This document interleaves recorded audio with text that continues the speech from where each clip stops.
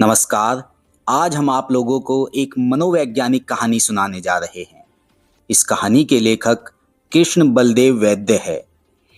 इस कहानी में मुख्य पात्र अपने भीतर के संघर्षों, क्रोध और घृणा को किसी बाहरी दुश्मन पर थोपता है। अपने बुरे कार्यों को वह अपने साथ रहने वाला एक व्यक्ति समझता है, जिसे वह बार बार खत्म करने की, मारने की कोशिश करता है। लेकिन असलियत यह है कि उसका असली दुश्मन वह खुद है। तो आइए सुनते हैं यह कहानी, मेरा दुश्मन। वह इस समय दूसरे कमरे में बेहोश पड़ा है। आज मैंने उसकी शराब में कोई चीज मिला दी थी कि खाली शराब वह शरबत की तरह गट गट पी जाता है और उस पर कोई खास असर नहीं होता।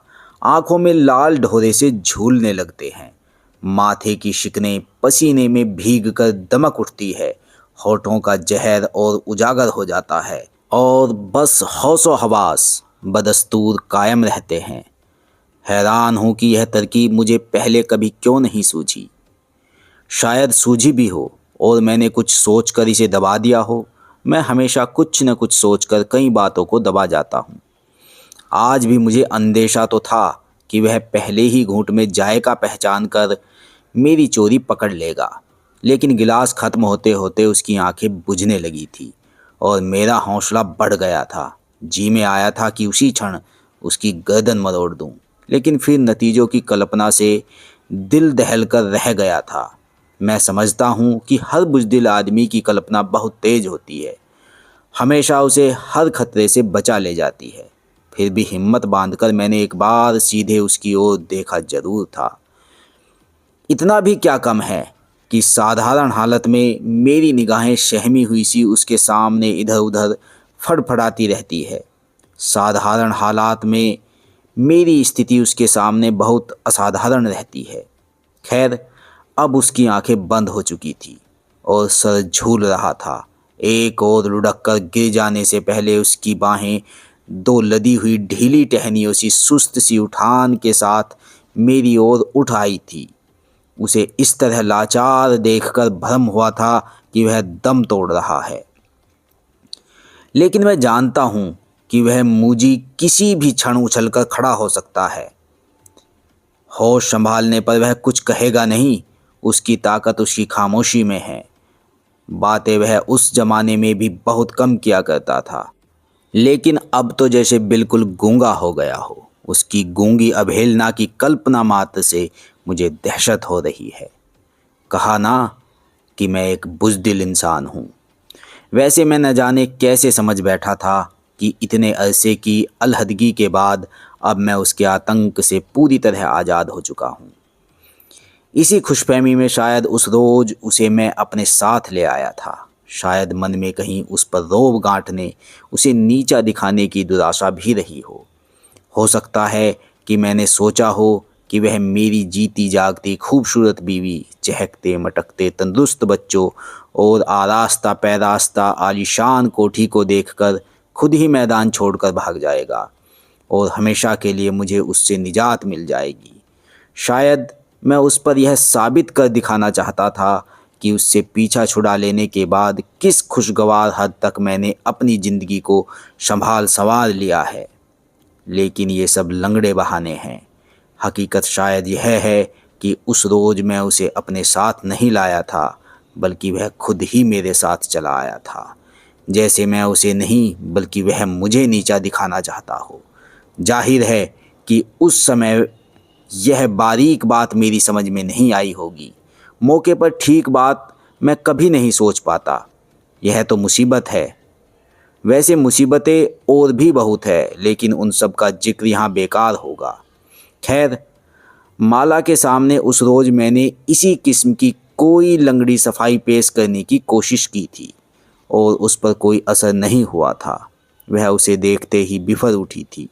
सबसे पहले अपनी बेवकूफ़ी और सारी स्थिति का एहसास शायद मुझे उसी क्षण हुआ था।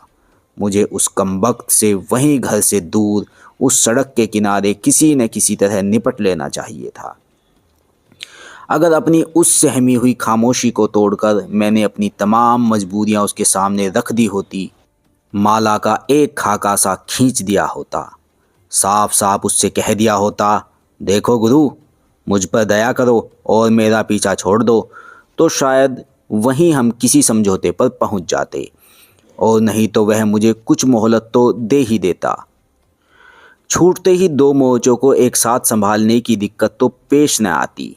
कुछ भी हो, मुझे उसे अपने घर नहीं लाना चाहिए था, लेकिन अब यह सारी समझदारी बेकार थी। माला और वह एक दूसरे को यूं घूर रहे थे जैसे दो पुराने और जानी दुश्मन हो। एक क्षण के लिए मैं यह सोचकर आश्वस्त हुआ था कि माला सारी स्थिति खुद संभाल लेगी, और फिर दूसरे ही क्षण मैं माला की लानत मलामत की कल्पना कर सहम गया था।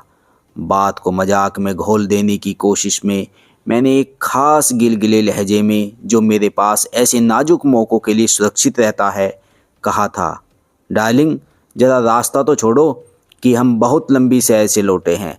ज़रा बैठ जाएं तो जो सजा जी में आए दे देना। वह रास्ते से तो हट गई थी, लेकिन उसके तनाव में कोई कमी नहीं हुई थी, और न ही उसने मुझे बैठने दिया था। साथ ही उस मुर्दार ने मेरी तरफ यूं देखा था जैसे कह रहा हो, तो तुम वाकई इस औरत के गुलाम बनकर रह गए हो।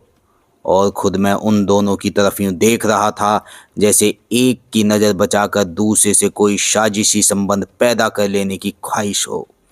फिर माला ने मौका पाते ही मुझे अलग ले जाकर डांटना डपटना शुरू कर दिया था। मैं पूछती हूँ कि यह तुम किस आवारागर्द को पकड़कर साथ ले आए हो? जरूर कोई तुम्हारा पुराना दोस्त होगा, है न? इतने बरस शादी को हो चले, लेकिन तुम अभी तक वैसे के वैसे ही रहे। मेरे बच्चे उसे देखकर क्या कहेंगे? पड़ोसी क्या सोचेंगे? अब कुछ बोलोगे भी? मैं हैरान था कि क्या बोलूं। माला के सामने मैं बोलता कम हूँ, ज़्यादा समय तोलने में ही बीत जाता है और उसका मिजाज और बिगड़ जाता है। वैसे उसका गुस्सा बजा था, उसका गुस्सा हमेशा बजा होता है। हमारी कामयाब शादी की बुनियाद भी इसी पर कायम है। उसकी हर बात हमेशा सही होती है, और मैं अपनी हर गलती को चुपचाप और फ़ौरन कबूल कर लेता हूँ। ऊपर से वह कुछ भी क्यों न कहे, उसे मेरी फर्माबरदारी पर पूरा भरोसा है। बीच बीच में महज मुझे खुश कर देने के ख्याल से वह इस किस्म की शिकायतें ज़रूर कर दिया करती है। तुम्हें न जाने हर मामूली से मामूली बात पर मेरे खिलाफ डट जाने में क्या मज़ा आता है। मानती हूँ कि तुम मुझसे कहीं ज़्यादा समझदार हो, लेकिन कभी कभी मेरी बात रखने के लिए ही सही, वगैरह वगैरह। मुझे उसके ये झूठे उल्हाने बहुत पसंद है। वैसे मैं उनसे ज़्यादा खुश नहीं हो पाता, फिर भी वह समझती है कि इनसे मेरा भ्रम बना रहता है, और मैं जानता हूँ कि बागडोर उसी के हाथ में रहती है, और यह ठीक ही है। तो माला दांत पीस कर कह रही थी, अब कुछ बोलोगे भी? मेरे बच्चे पार्क से लौटकर इस मनहूस आदमी को बैठक में बैठा देखेंगे तो क्या कहेंगे? उन पर क्या असर होगा? उफ, इतना गंदा आदमी, सारा घर महक रहा है। बताओ न, मैं अपने बच्चों से क्या कहूँगी?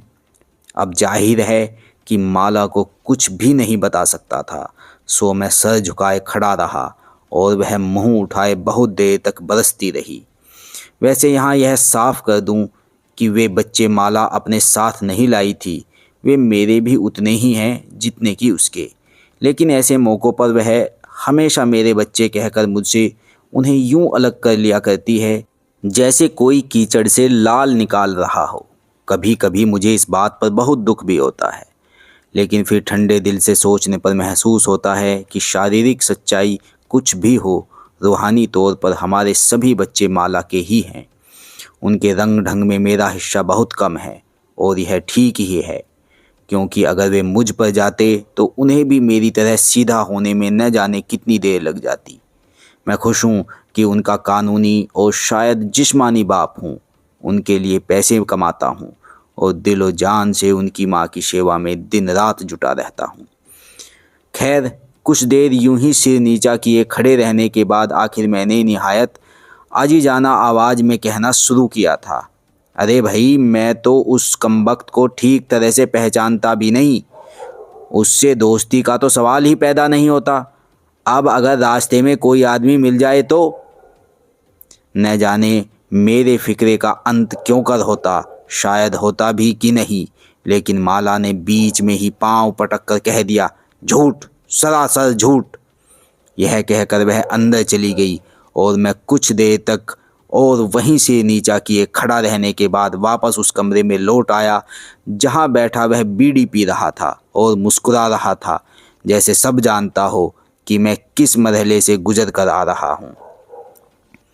अब हुआ दरअसल यह था कि उस शाम माला से कुछ दूर अकेला घूम आने की इजाज़त मांगकर मैं यूं ही बिना मतलब घर से बाहर निकल गया था।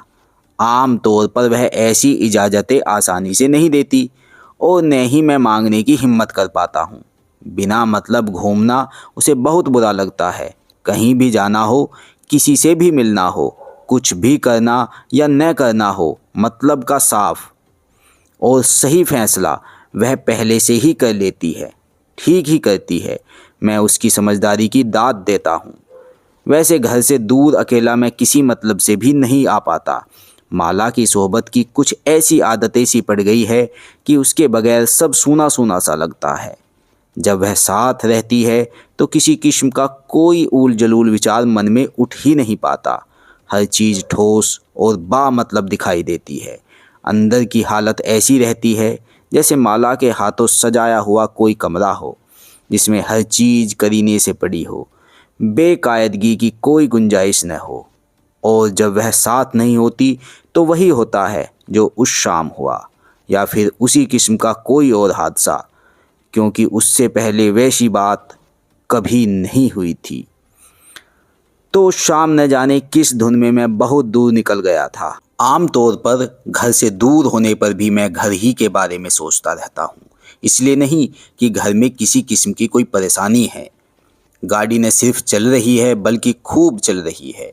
बागडोर जब माला जैसी औरत के हाथ हो तो चलेगी नहीं तो और करेगी भी क्या? नहीं, घर में कोई परेशानी नहीं। अच्छी तनख्वाह, अच्छी बीवी, अच्छे बच्चे, अच्छे बारसूख दोस्त। उनकी बीवियाँ भी खूब हट्टी कट्टी और अच्छी। अच्छा सरकारी मकान, अच्छा खुशनुमा लोन, पास पड़ोस भी अच्छा। महंगाई के बावजूद दोनों वक्त अच्छा खाना, अच्छा बिस्तर और अच्छी बिस्तरी ज़िंदगी। मैं पूछता हूँ, इस सब के अलावा और चाहिए भी क्या एक अच्छे इंसान को?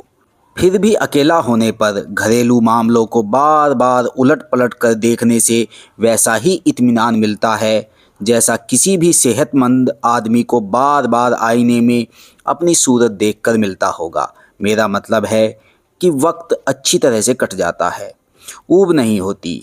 यह भी माला के ही सुप्रभाव का फल है। नहीं तो एक ज़माना था कि मैं हरदम ऊब का शिकार रहा करता था। हो सकता है कि उस शाम दिमाग कुछ देर के लिए उसी गुजरे हुए ज़माने की ओर भटक गया हो। कुछ भी हो, मैं घर से बहुत दूर निकल गया था और फिर अचानक वह मेरे सामने आ खड़ा हुआ था। महसूस हुआ था जैसे मुझे अकेला देखकर घात में बैठे हुए किसी खतरनाक अजनबी ने ही रास्ता रोक लेना चाहा हो। मैं ठिठक कर रुक गया था। उसकी सुती हुई आंखों से फिसलकर मेरी निगाह उसकी मुस्कुराहट पर जा टिकी थी, जहां अब मुझे उसके साथ बिताए हुए उस सारे गर्द आलूद जमाने की एक टिमटिमाती हुई सी झलक दिखाई दे रही थी। महसूस हो रहा था कि बरसों तक रुपोस रहने के बाद फिर मुझे पकड़कर किसी के सामने पेश कर दिया गया हो। मेरा सर इस पेशी के ख्याल में दबकर झुक गया था। कुछ या शायद कितनी ही देर हम सड़क के उस नंगे और आवारा अंधेरे में एक दूसरे के रूबरू खड़े रहे थे। अगर कोई तीसरा उस समय देख रहा होता तो शायद समझता कि हम किसी लाश के सिरहाने खड़े हुए कोई प्रार्थना कर रहे हैं या एक दूसरे पर झपट पड़ने से पहले किसी मंत्र का जाप कर रहे हैं। वैसे यह सच है कि उसे पहचानते ही मैंने माला को याद करना शुरू कर दिया था कि हर संकट में मैं हमेशा उसी का नाम लेता हूँ। साथ ही यहाँ से दुम दबाकर भाग उठने की ख्वाहिश भी मन में उठती रही थी। एक उड़ती हुई सी तमन्ना यह भी हुई थी कि वापस घर लौटने के बजाय चुपचाप उस कमबख्त के साथ हो लूँ, जहाँ वह ले जाना चाहे चला जाऊँ और माला को खबर तक न हो। इस विचार पर तब भी मैं बहुत चौंका था और अभी तक हैरान हूँ, क्योंकि आखिर उसी से पीछा छुड़ाने के लिए ही तो मैंने माला की गोद में पनाह ली थी। अगर आज से कुछ बरस पहले मैंने उसके खिलाफ बगावत न की होती तो। लेकिन उस भागने को बगावत का नाम देकर मैं अपने आप को धोखा दे रहा हूँ। मैंने सोचा था, और मेरा मुंह शर्म के मारे जल उठा था। उस हरामजादे ने जरूर मेरी सारी परेशानी को भांप लिया होगा। उससे मेरी कोई कमजोरी छिपी नहीं, और उससे भागकर माला की गोद में पनाह लेने की एक बड़ी वजह यही थी। उसकी हंसी मुझे सूखे पत्तों की हैबतनाक खड़खड़ाहट सुनाई दे रही थी, और उस खड़खड़ाहट में उसके साए में गुजारे हुए जमाने की बेशुमार बातें आपस में टकरा रही थी। बड़ी ही मुश्किल से आंख उठाकर उसकी ओर देखा था। उसका हाथ मेरी तरफ बढ़ा हुआ था। कसे हुए दांतों से मैंने उसकी आंखों का सामना किया था। अपना हाथ उसके खुरदुरे हाथ में देते हुए और उसकी सांसों की बदबूदार हरारत अपने चेहरे पर झेलते हुए मैंने महसूस किया था, जैसे इतनी मुद्दत आज़ाद रह लेने के बाद फिर अपने आप को उसके हवाले कर दिया हो। अजीब बात है, एहसास से जितनी तकलीफ़ मुझे होनी चाहिए थी उतनी हुई नहीं थी। शायद हर भगोड़ा मुजरिम दिल से यही चाहता है कि उसे कोई पकड़ ले। घर पहुंचने तक कोई बात नहीं हुई थी। अपनी अपनी खामोशी में लिपटे हुए हम धीमे धीमे चल रहे थे, जैसे कंधों पर कोई लाश उठाए हुए हो। जब माला की डांट डपट सुन लेने के बाद मुंह बनाए मैं वापस बैठक में लौटा, तो वह बदजात मजे में बैठा बीड़ी पी रहा था। एक क्षण के लिए भ्रम हुआ जैसे वह कमरा उसी का हो। फिर कुछ संभल कर उससे नज़र मिलाए बगैर मैंने कमरे की सारी खिड़कियां खोल दी, पंखे को और तेज कर दिया, एक झुंझलाई हुई ठोकर से उसके जूतों को सोफे के नीचे धकेल दिया। रेडियो चलाना ही चाहता था कि उसकी फटी हुई हंसी सुनाई दी, और मैं बेबस हो उससे दूर हटकर चुपचाप बैठ गया। जी में आया कि हाथ बांधकर उसके सामने खड़ा हो जाऊं, सारी हकीकत सुनाकर कह दूं, देखो दोस्त, अब मेरे हाल पर रहम करो और माला के आने से पहले चुपचाप यहाँ से चले जाओ, वरना नतीजा बुरा होगा। लेकिन मैंने कुछ कहा नहीं। कहा भी होता तो सिवाय एक और जहरीली हंसी के उसने मेरी अपील का कोई जवाब न दिया होता। वह बहुत जालिम है, हर बात की तह तक पहुँचने का कायल, और भावुकता से उसे सख्त नफरत है। उसे कमरे का जायजा लेते देख मैंने दबी निगाह से उसकी ओर देखना शुरू कर दिया। टांगे समेटे वह सोफे पर बैठा हुआ एक जानवर सा दिखाई दिया। उसकी हालत बहुत खस्ता दिखाई दी, लेकिन उसकी शक्ल अब भी मुझसे कुछ कुछ मिलती थी। इस विचार से मुझे कोफ्त भी हुई और एक अजीब किस्म की खुशी भी महसूस हुई। एक ज़माना था जब वही एकमात्र मेरा आदर्श हुआ करता था, जब हम दोनों घंटों एक साथ घूमा करते थे, जब हमने बार बार कई नौकरियों से एक साथ इस्तीफे दिए थे, कुछ एक से एक साथ निकाले भी गए थे, जब हम अपने आप को उन तमाम लोगों से बेहतर और ऊंचा समझते थे जो पिटी पिटाई लकीरों पर चलते हुए अपनी सारी ज़िंदगी एक बदनुमा और रवायती घरौंदों की तामीर में बर्बाद कर देते हैं, जिनके दिमाग हमेशा उस घरौंदे की चार दीवारी में कैद रहते हैं, जिनके दिल सिर्फ अपने बच्चों की किलकारियों पर ही झूमते हैं, जिनकी बेवकूफ़ बीवियां दिन रात उन्हें तिगनी का नाच नचाती है, और जिन्हें अपनी सफ़ेद पोशी के अलावा और किसी बात का कोई गम नहीं होता। कुछ देर मैं उस ज़माने की याद में डूबा रहा।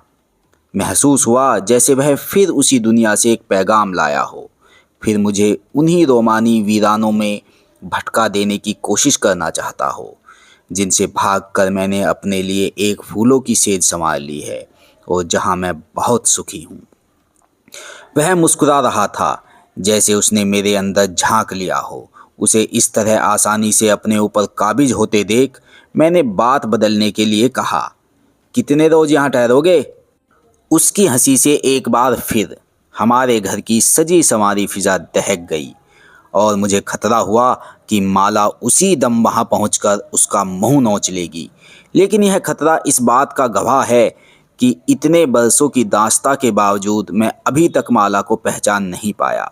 थोड़ी ही देर में वह एक बहुत खूबसूरत साड़ी पहने मुस्कुराती इठलाती हुई हमारे सामने आ खड़ी हुई। हाथ जोड़कर बड़े दिल फरेब अंदाज में नमस्कार करती हुई बोली, आप बहुत थके हुए दिखाई देते हैं। मैंने गर्म पानी रखवा दिया है, आप वॉश कर ले तो कुछ पीकर ताज़ा दम हो जाए। खाना तो हम लोग देर से ही खाएंगे। मैं बहुत खुश हुआ। अब मामला माला ने अपने हाथ में ले लिया था और मैं यूं ही परेशान हो रहा था। मन हुआ कि उठकर माला को चूम लूं। मैंने कनखियों से उस हरामजादे की तरफ देखा। वह वाकई सहमा हुआ सा दिखाई दिया। मैंने सोचा, अब अगर वह खुद ब खुद ही न भाग उठा तो मैं समझूंगा कि माला की सारी समझ सीख और रंग रूप बेकार है। कितना लुत्फ आए अगर वह कमबख्त भी भाग खड़ा होने के बजाय माला के दांव में फंस जाए और फिर मैं उससे पूछूं, अब बता साले, अब बात समझ में आई? मैंने आंखें बंद कर ली और उसे माला के इर्द गिर्द नाचते हुए, उस पर फिदा होते हुए, उसके साथ लेटे हुए देखा। एक अजीब राहत का एहसास हुआ। आंखें खोली तो वह गुसल खाने में जा चुका था और माला झुकी हुई सोफे को ठीक कर रही थी। मैंने उसकी आंखों में आंखें डालकर मुस्कुराने की कोशिश की, लेकिन फिर उसकी तनी हुई सूरत से घबराकर नजरें झुका ली। जाहिर था कि उसने अभी तक मुझे माफ़ नहीं किया था। नहाकर वह बाहर निकला तो उसने मेरे कपड़े पहने हुए थे। इस बीच माला ने बियर निकाल ली थी और उसका गिलास भरते हुए पूछ रही थी, आप खाने में मिर्च कम लेते हैं या ज़्यादा? मैंने बहुत मुश्किल से हंसी पर काबू किया। उस साले को तो खाना ही कब मिलता होता, मैं सोच रहा था और माला की होशियारी पर खुश हो रहा था। कुछ देर हम बैठे पीते रहे। माला उससे घुल मिलकर बातें करती रही, उससे छोटे छोटे सवाल पूछती रही। आपको यह शहर कैसा लगा? बियर ठंडी तो है न? आप अपना सामान कहाँ छोड़ आए? और वह बगले झांकता रहा। हमारे बच्चों ने आकर अपने अंकल को ग्रीट किया। बारी बारी उसके घुटनों पर बैठकर अपना नाम वगैरह बताया। एक दो गाने गाए और फिर गुड नाइट कहकर अपने कमरे में चले गए।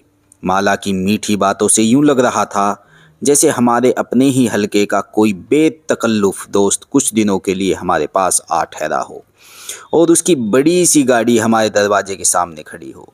मैं बहुत खुश हुआ था और जब माला खाना लगवाने के लिए बाहर गई तो उस शाम पहली बार मैंने बेधड़क उस कमीने की तरफ देखा। वह 3-4 गिलास बियर के पी चुका था और उसके चेहरे की जैदी कुछ कम हो चुकी थी, लेकिन उसकी मुस्कुराहट में माला के बाहर जाते ही फिर वही जहर और चैलेंज आ गया था और मुझे महसूस हुआ जैसे वह कह रहा हो, बीवी तुम्हारी मुझे पसंद है, लेकिन बेटे उसे खबरदार कर दो, मैं इतना पिलपिला नहीं जितना वह समझती है। एक क्षण के लिए फिर मेरा जोश कुछ ढीला पड़ गया। लगा जैसे बात इतनी आसानी से सुलझने वाली नहीं। याद आया कि खूबसूरत और शौक औरतें उस जमाने में भी उसे बहुत पसंद थी, लेकिन उनका जादू ज़्यादा देर तक नहीं चलता था। फिर भी मैंने सोचा, बात अब मेरे हाथ से निकल गई है और सिवाय इंतज़ार के मैं और कुछ नहीं कर सकता था। खाना उस रोज़ बहुत उम्दा बना था और खाने के बाद माला खुद उसे उसके कमरे तक छोड़ने गई थी, लेकिन उस रात मेरे साथ माला ने कोई बात नहीं की। मैंने कई मजाक किए, कहा नहा धोकर वह काफ़ी अच्छा लग रहा था, क्यों? बहुत छेड़छाड़ की, कई कोशिशें की कि सुलहनामा हो जाए, लेकिन उसने मुझे अपने पास फटकने नहीं दिया। नींद उस रात मुझे नहीं आई, फिर भी अंदर से मुझे इत्मीनान था कि किसी न किसी तरह माला दूसरे रोज़ उसे भगा सकने में ज़रूर कामयाब हो जाएगी। लेकिन मेरा अंदाज़ा गलत निकला।